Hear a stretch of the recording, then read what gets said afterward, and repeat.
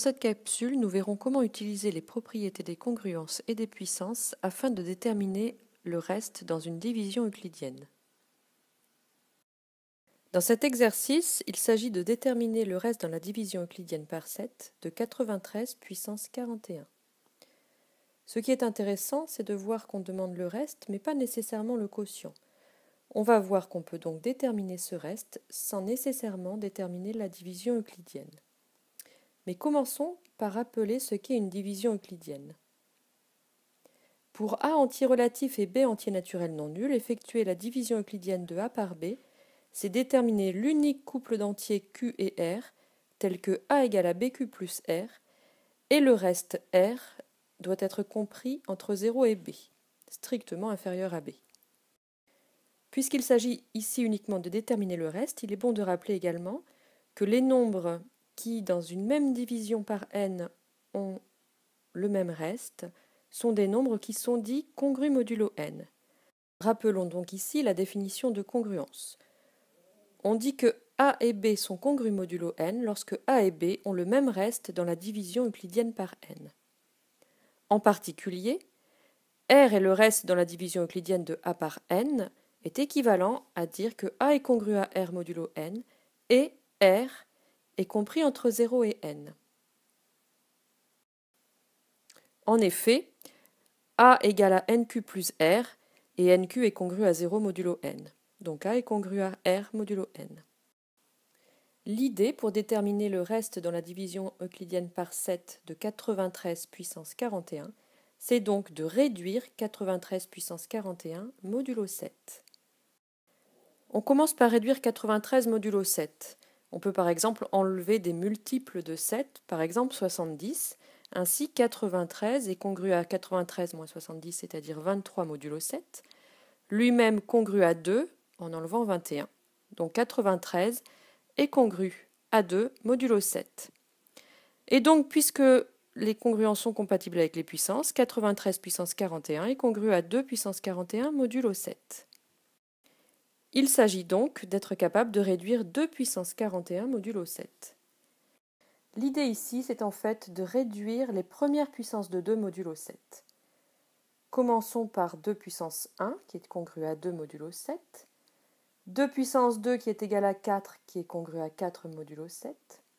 2 puissance 3, qui est égal à 8, qui est congru à 8 et congru à 1 modulo 7. Ce résultat est intéressant.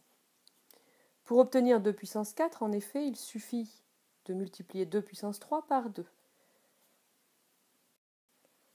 On obtient donc 2 puissance 4, congru à 2 fois 1, puisque 2 puissance 3 est congru à 1, congru à 2 modulo 7. En multipliant encore par 2, on obtient 2 puissance 5, congru à 2 fois 2, congru à 4 modulo 7, et ainsi de suite. 2, 4, 1, 2, 4, 1, etc., etc. Le résultat le plus important, c'est le fait que 2 puissance 3 soit congru à 1 modulo 7.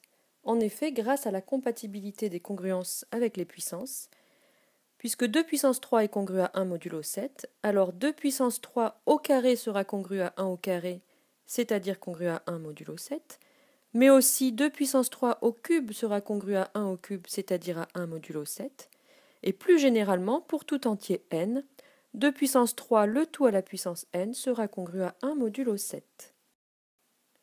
C'est ce résultat intéressant qui va nous permettre de réduire 2 puissance 41 modulo 7.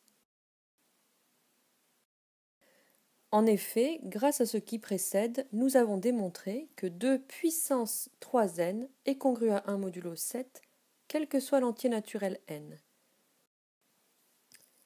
Comme 41 n'est pas un multiple de 3, nous allons faire apparaître le plus grand multiple de 3 possible. Cela revient à effectuer la division euclidienne de 41 par 3. Remarquons que 41 c'est 39 plus 2, c'est-à-dire 3 fois 13 plus 2. Il suffit alors d'utiliser les règles de calcul sur les puissances. En effet, rappelons d'abord que 93 puissance 41 est congru à 2 puissance 41 modulo 7. 2 puissance 41, c'est aussi 2 puissance 3 fois 13 plus 2, d'après ce qui précède.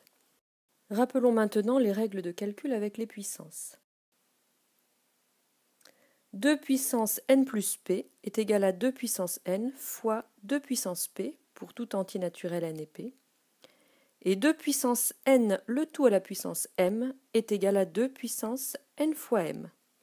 Ces règles de calcul vont permettre de simplifier le calcul précédent, puisque 93 puissance 41 est donc congru à 2 puissance 3 fois 13 fois 2 puissance 2 d'après la première règle de calcul rappelée ci-dessus.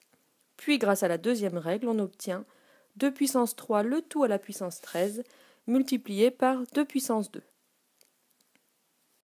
Finalement, en utilisant que 2 puissance 3 est congru à 1 modulo 7, on obtient 1 puissance 13 multiplié par 4 modulo 7. 93 puissance 41 est donc congru à 4 modulo 7, et comme 4 est compris entre 0 et 7, il s'agit du reste dans la division euclidienne de 93 puissance 41 par 7.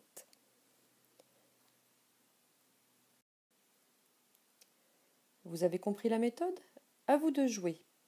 Essayez de déterminer le reste dans la division euclidienne de 2017 puissance 85 par 5. À bientôt!